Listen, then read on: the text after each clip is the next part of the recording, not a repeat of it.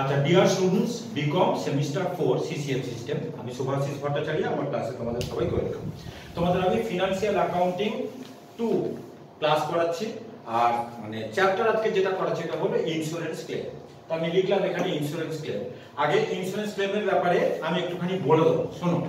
Insurance claim মানে business কনসার্নকে যে মানে যে লসগুলোর জন্য এরা আগে থেকে তৈরি থাকে না, প্রিপেয়ার থাকে না, যে লসগুলো হঠাৎ করে এসে যায়, তার জন্য যেরকম মানে ডিউ টু ফ্লাড হতে পারে, হ্যাঁ, ডিউ টু তোমার ফায়ার হতে পারে, অনেক কারণে কিন্তু মানে অ্যাক্সিডেন্টাল লস যেগুলো হয়, সেই অ্যাক্সিডেন্টাল লস গুলো থেকে বিজনেস কনসার্নকে যাতে লসটা যাতে মানে বিয়ার করতে না হয়, সেই কারণে এরা মানে ইন্স্যুরেন্স কোম্পানির কাছে কিন্তু পলিসি করে। ঠিক আছে, তো এই পলিসিগুলো কিন্তু অনেক রকমের মানে পলিসি করা যায়। তো আমাদের সিলেবাসে যেটা আছে তোমাদের বিকম সেমিস্টার 4 এ দুটো আমাদের সিলেবাসে তোমাদের দুটো পার্ট রয়েছে, একটা হলো যে লস অফ স্টক পলিসি আর একটা হলো লস অফ প্রফিট পলিসি। ঠিক আছে, এছাড়া কিন্তু অন্য কোনো পলিসি কিন্তু আমাদের সিলেবাসে নেই।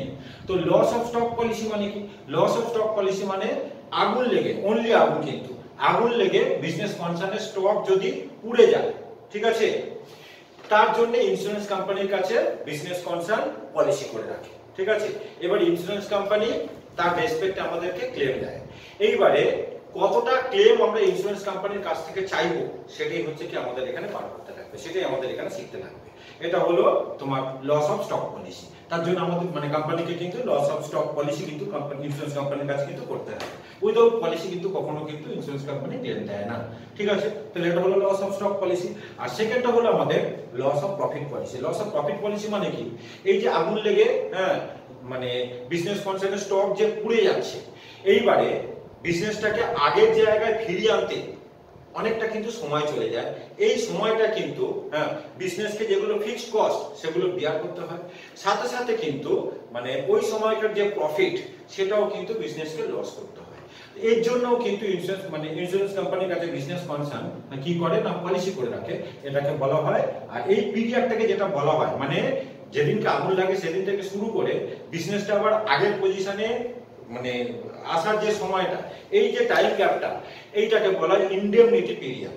এই ইনডেমনিটি পিরিয়ডে কিন্তু বিজনেসকে তার ফিক্সড কস্ট যেগুলো মানে তোমার ইন্স্যুরেন্স মানে প্রিমিয়াম যেটা সেটা দিতে লাগে, হ্যাঁ, তারপর হচ্ছে রেন্ট দিতে লাগে, যারা অফিস স্টাফ তাদেরকে স্যালারি দিতে লাগে, এই ফিক্সড কস্ট গুলো বিয়ার করতে হয় বিজনেসের। কিন্তু মানে সেল তো ওই সময় ডাউন হয়ে যায়, অবভিয়াসলি আগুন লেগে যখন স্টক নষ্ট হয়ে যাচ্ছে ওই সময় কিন্তু সেল তো ডাউন হয়ে যাচ্ছে, এটা নীল হয় বা স্টক মানে সেল অনেকটা কমে যায়। প্লাস সাথে সাথে তার অনেকে ওই সময়টা বিজনেসের কিন্তু প্রফিট কিন্তু লস হচ্ছে। তো এই যে ফিক্সড কস্ট বিয়ার করতে হচ্ছে এবং সাথে সাথে যে প্রফিট যেটা লস হচ্ছে, তার জন্য কিন্তু ইন্স্যুরেন্স কোম্পানির কাছে মানে বিজনেস কনসার্ন কিন্তু তোমার পলিসি করে, এটাকে বলা হয় লস অফ প্রফিট পলিসি। তা আগে আমি পড়াবো কিন্তু তোমার লস অফ স্টক পলিসি। তাহলে আমি এখানটা লিখছি যে loss of stock policy, loss of stock policy, loss of stock policy. মন দিয়ে শুনবে, আজকে ফার্স্ট ডে, প্রথম থেকে শোনো ক্লাস, দেখো তোমাদের সুবিধা হবে। আর আমার ক্লাস মানে ভিডিওটাকে একটুখানি মানে চ্যানেলটাকে একটু তোমরা সাবস্ক্রাইব করে দেবে, বন্ধুদের মধ্যে একটু শেয়ার করে দিও। ঠিক আছে, তো লস অফ স্টক পলিসি আমি বলেই দিলাম যে কেন করা হয় না, মানে আগুন লেগে, আমি বলেছিলাম অনলি ডিউ টু ফায়ার, আগুন লেগে বিজনেসের স্টক যেটা পুড়ে যায়, তার জন্য ইন্স্যুরেন্স কোম্পানির কাছে মানে আমরা কতটা মানে ক্লেম চাইবো, সেটাই হচ্ছে আমাদের এখানে বার করতে লাগবে। তো এই যে ক্লেম যেটা ইন্স্যুরেন্স কোম্পানির কাছ থেকে আমরা যেটা চাইবো, এই ক্লেমটা কিন্তু আমাদের দু রকমের ক্লেম হয়। একটা হলো আমাদের গ্রস ক্লেম আর একটা হলো নেট ক্লেম। ঠিক আছে, তাহলে আগে লিখি যে gross claim to be made, gross claim to be made. কি বললাম, আমাদের কাজ কিন্তু ইন্স্যুরেন্স কোম্পানির কাছে ক্লেমটাকে মানে কত টাকা আমরা ক্লেম চাইছি সেটাকে কিন্তু সাবমিট করা। এই মানে ক্লেমটা কিন্তু দু রকমের ক্লেম হয়, একটা হলো গ্রস ক্লেম। এই গ্রস ক্লেমটা আমরা কিভাবে বার করব না, যেদিনকে আগুন লেগেছে সেই দিনকে বিজনেসের স্টকটাকে বার করতে হবে, মানে ভ্যালু অফ স্টক বার করতে হয়। তার থেকে যদি কিছু মানে স্টক যদি স্যালভেজ করে মানে বাঁচাতে পারে, সেটাকে আমাদের মাইনাস করে দিতে লাগে। ঠিক আছে, তাহলে এখানে ফর্মুলা লিখি। ফর্মুলা হলো যে value of stock, value of stock at the date of fire, তোমাদের এই অ্যাকাউন্টেন্সি সিলেবাসটা কিন্তু খুব সহজ এবং হাই মার্কস কিন্তু ক্যারি করবে ঠিকঠাক ভাবে করে গেলে। Value of stock at the date of fire,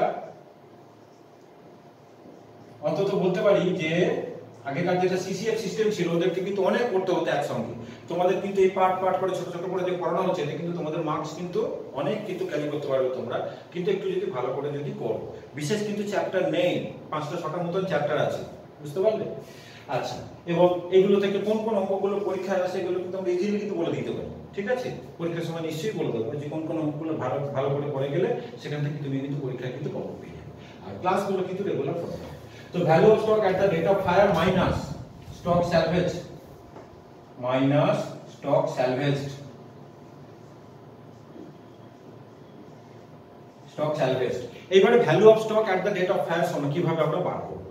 না, যে দিনকে আগুন লাগছে, হ্যাঁ, সেই পিরিয়ড অবধি বিজনেসকে একটা ট্রেডিং অ্যাকাউন্ট তৈরি করে আমাদের একটা ট্রেডিং অ্যাকাউন্ট তৈরি করতে হবে।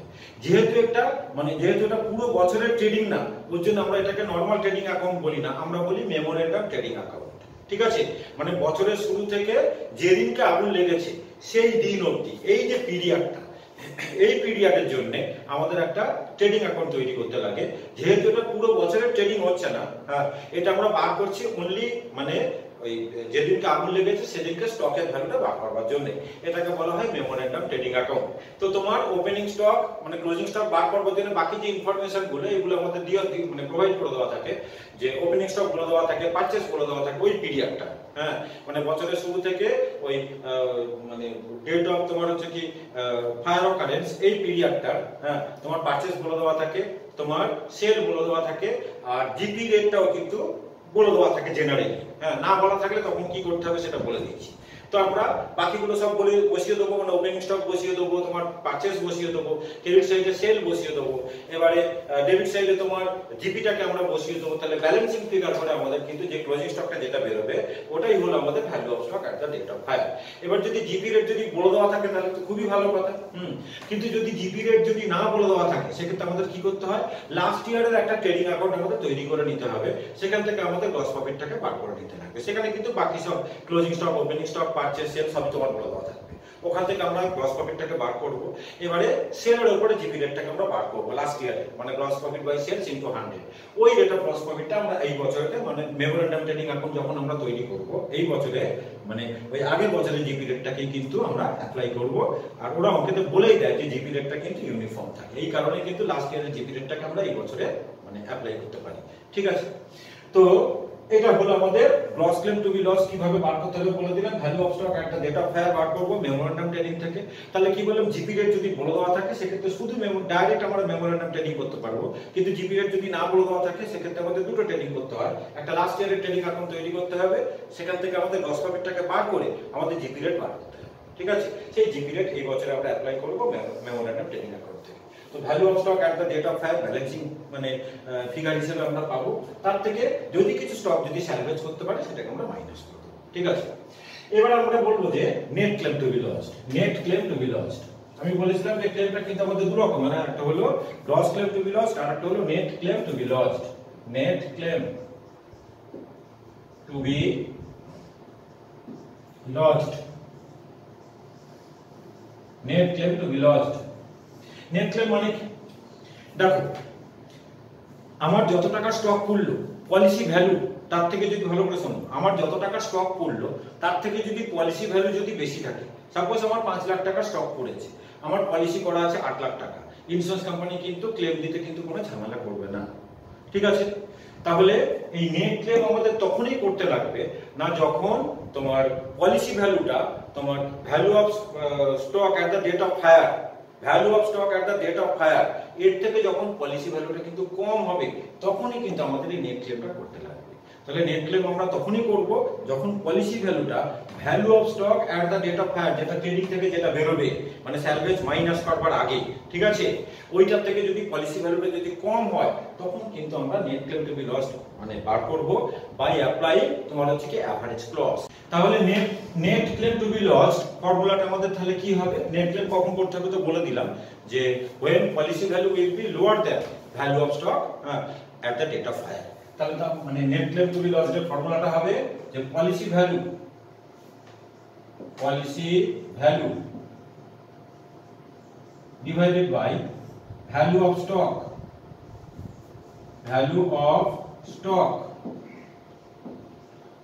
at the date of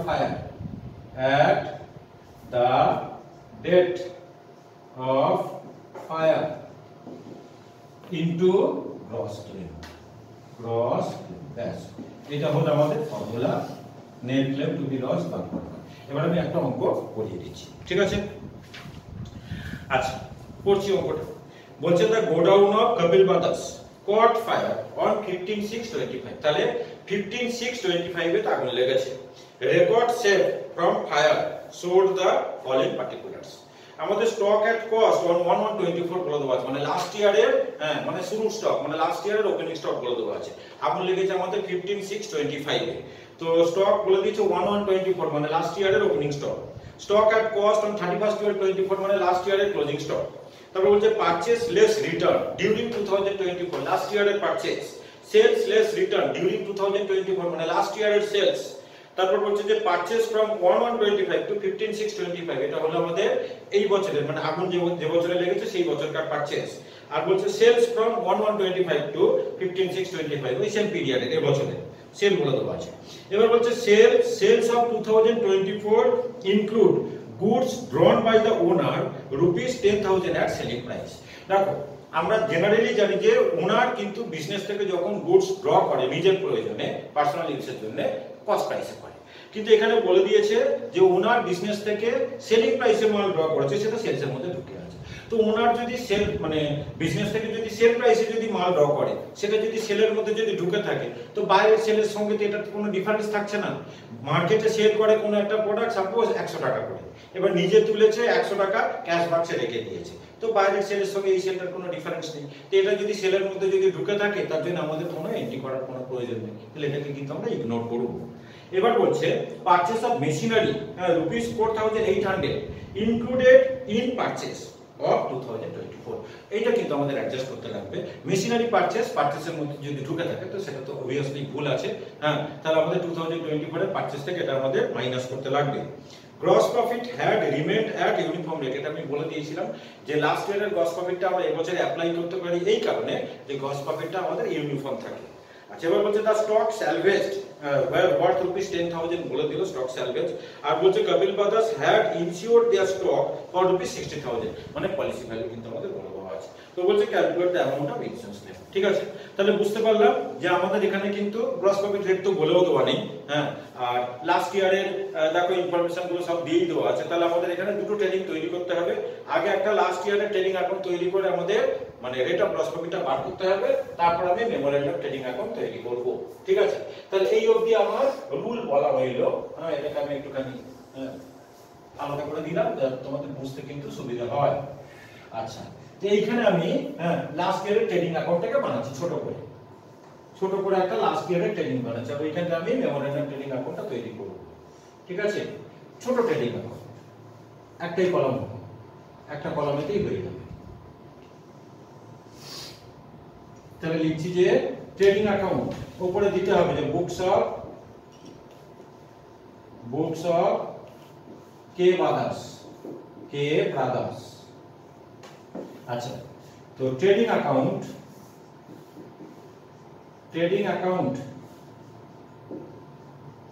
for the year end date, এটা কিন্তু for the year end date, এটা পুরো বছরের trading account for the year end date. এইখানটা লিখছি for the year end date 31/12/24। এখানে পার্টিকুলার্স,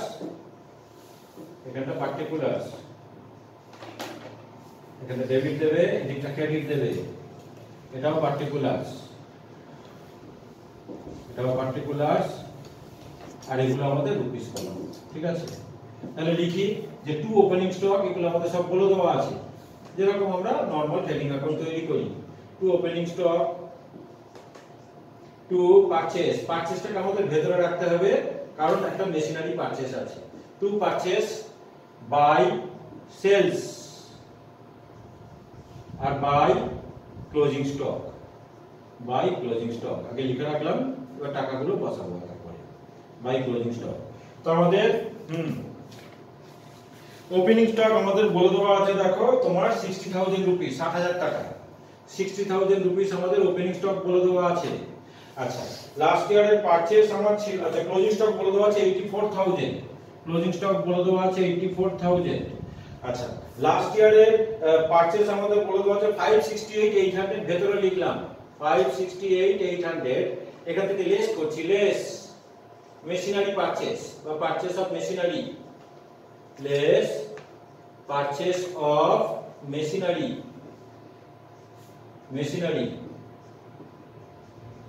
তোমার 4,800, তাহলে এটা বাইরে গেল 5,64,000, 5,64,000। আর লাস্ট ইয়ারের আমাদের সেলস বলে দেওয়া আছে 7,20,000, 7,20,000। তাহলে এটাকে আমরা ক্লোজ করব, জিপি বার করব। তাহলে এটা হয় 8,04,000, টোটাল করলে হয় 8,04,000। তাহলে এখানে করি 8,04,000, তাহলে জিপি আমাদের কত হচ্ছে, এদিকটা হচ্ছে তোমার 5 মানে 6,24,000, তার মানে 1,80,000 হচ্ছে। একটু দেখে নিন তো, 1,80,000, দেখো ঠিক বললাম কিনা। তাহলে to gross profit, to gross profit, ঠিক আছে, 1,80,000 টাকা ঠিক করেছি তো, 1,80,000 বেরিয়েছে তো। আচ্ছা, তাহলে এখানটা আমরা করছি যে রেট অফ গ্রস প্রফিট, এখানটা আমরা বার করে নিচ্ছি rate of gross profit, rate of gross profit, rate of gross profit on sales, rate of gross profit on sales. আচ্ছা, একটু দিয়ে দিই, এটা হলো নাম্বার 1, যাতে তোমাদের বুঝতে সুবিধা হয়। এটা আমি 2 নম্বর করছি, ঠিক আছে। তাহলে 1,20,000, 1,80,000, সরি, আমাদের গ্রস প্রফিট বেরিয়েছে 1,80,000 ডিভাইডেড বাই 7,20,000, 7,20,000 ইনটু 100, এটা করলে তোমার 25%, ঠিক আছে। এইবার আমরা মেমোরেন্ডাম ট্রেডিং অ্যাকাউন্ট তৈরি করব, তারপর গ্রস ক্লেম বার করব, আর যদি দেখি যে ভ্যালু অফ স্টকের থেকে পলিসি ভ্যালু কম হচ্ছে, তাহলে নেট ক্লেম করতে লাগবে। তাহলে এই ক্ষেত্রে আমি করছি যে মেমোরেন্ডাম ট্রেডিং অ্যাকাউন্ট, এই জায়গাটা করছি, ছোট জায়গাতে হয়ে গেল মেমোরেন্ডাম ট্রেডিং অ্যাকাউন্ট। হ্যাঁ, memorandum trading account, trading account. এখানটা আগে নিচে একটু লিখে দিই যে ফর দ্য পিরিয়ড, এখানটা লিখে দিই। এখানে কিন্তু ফর দ্য ইয়ার এন্ডেড হবে না, ফর দ্য পিরিয়ড 1/1/25 টু 15/6/25, ঠিক আছে, ব্যাস।